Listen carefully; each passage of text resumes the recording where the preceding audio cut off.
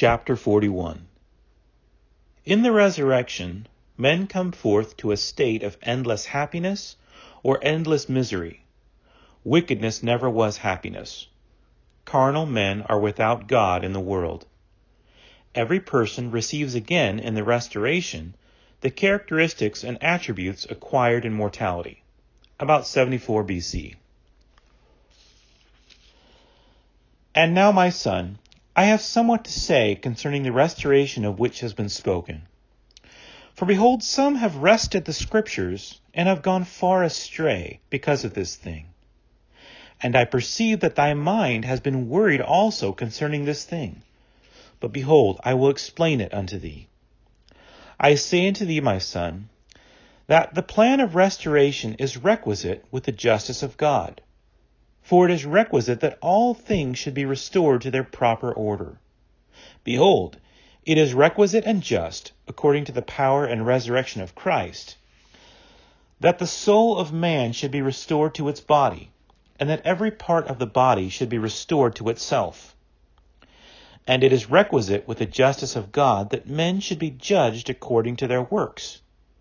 And if their works were good in this life, and the desires of their hearts were good, that they should also at the last day be restored unto that which is good.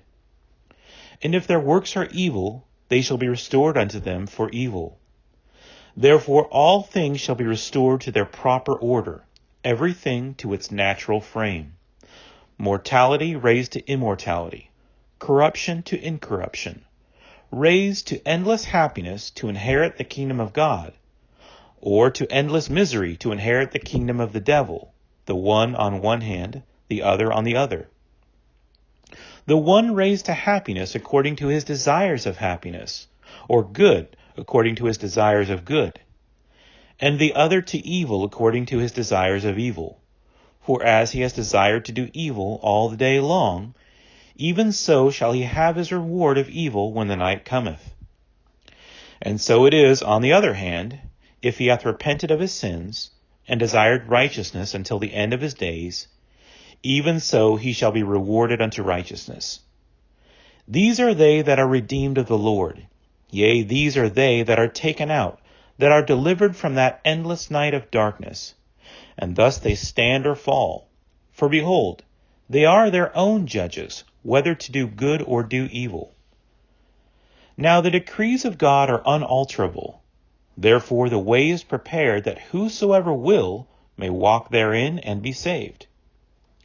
And now behold, my son, do not risk one more offense against your God upon those points of doctrine which ye have hitherto risked to commit sin. Do not suppose, because it has been spoken concerning restoration, that ye shall be restored from sin to happiness. Behold, I say unto you, wickedness never was happiness.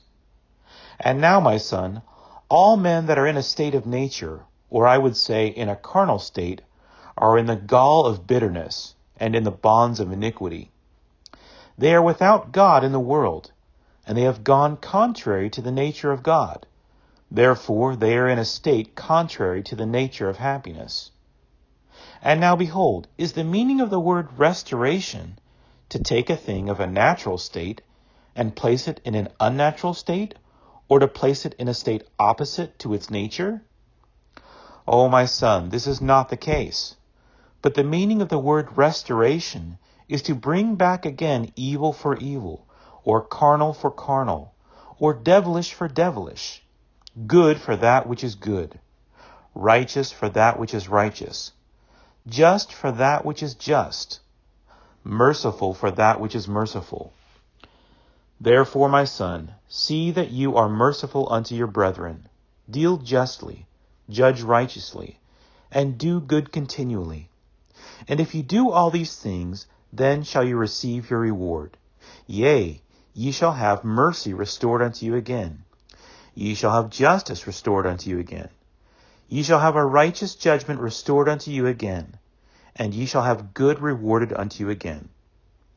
For that which ye do send out shall return unto you again, and be restored. Therefore the word restoration more fully condemneth the sinner, and justifieth him not at all.